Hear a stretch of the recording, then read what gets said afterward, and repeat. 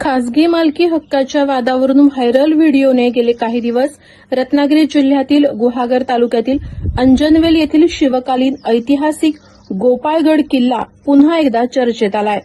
या प्रकारामुळे संपूर्ण राज्यभरातील शिवप्रेमींमध्ये संतापाची लाट उसळली असतानाच आमदार प्रमोद जठार यांनी या गोपाळगडाला भेट दिली। यावेळी त्यांच्या समवेत भाजपा उत्तर रत्नागिरी जिल्हाध्यक्ष सतीश मोरे, भाजपा नेते वैभव खेडेकर, पंचायत समिती सभापती प्रणव पोळेकर, उपसभापती निलेश सुर्वे, नगराध्यक्ष नीता मालप, राजेश बेंडल, तालुका सरचिटणीस सचिन ओक, यशवंत बाईत, विठ्ठल भालेकर यांच्यासह जिल्हा परिषद सदस्य, पंचायत समिती सदस्य, नगरसेवक यांच्यासह भाजपाचे पदाधिकारी आणि कार्यकर्ते उपस्थित होते।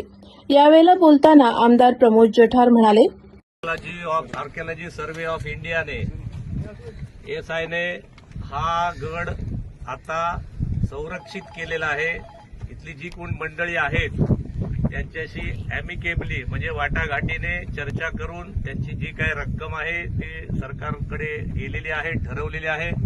लवकरच आपलं देवेंद्रजी फडणवीस साहेबांचं सरकार, शिंदे साहेबांचं सरकार, सुनेत्राताईंचं सरकार, आपल्या सगळ्या महायुतीचं सरकार या आपल्या सरकारच्या तिजोरीतून या मंडळींना पैसे देतील आणि छत्रपती शिवाजी महाराजांनी ज्या ठिकाणी लढाई करून जिंकलेला हा गड आहे, या ठिकाणी लढाई झालेली आहे।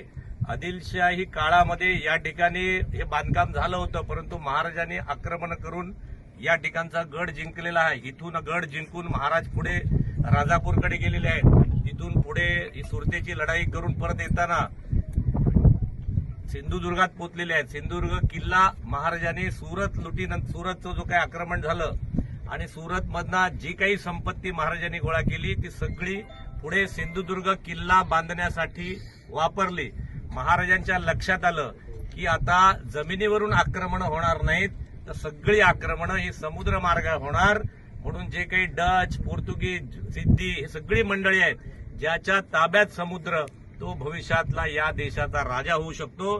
म्हणून छत्रपती शिवाजी महाराजांना आपल्या नेव्हलचे जनक म्हणून, भारतीय नौदलाचे जनक म्हणून छत्रपती शिवाजी महाराजांचं नाव होतं।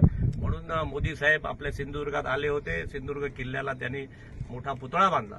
मी आजच्या 6 जूनच्या आजचा दिवस एवढा एक वैशिष्ट्यपूर्ण आहे, म्हणजे शतकांच्या यज्ञातून अशी एक भगवी लहर उभी राहिली की हजारो लोकांच्या मनामध्ये अरुणोदय झाला, असं शंकर वैद्यांचं आपल्याला गीत माहिती आहे, लताजींनी गायलेलं आहे। त्यामुळे हजारो वर्षानंतर या देशाला, एक राष्ट्राला एक राजा मिळाला, सिंहासनाधिष्ठ राजा मिळाला, सिंहासन मिळालं। हे राज्य हिंदवी राज्य आहे, हे हिंदूंचं राज्य आहे, राष्ट्र आहे, त्याचं रक्षण करण्यासाठी एक राजा मिळाला। 6 वर्ष पुढे या राजाने राज्य केलं। याच राजाचे पादुका ठेवून त्याच्या सिंहासनावरती रयतेच राज्य आमचे मोदी साहेब 12 वर्ष गेले करतायत। म्हणून आजचा हा दिवस वैशिष्ट्यपूर्ण आहे।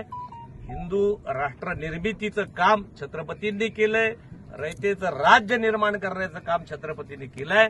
आता त्याचं पुढचे हजारो वर्ष रक्षण करण्याचं काम तुम्हा आम्हा सगळ्या मावळ्यांचं आहे।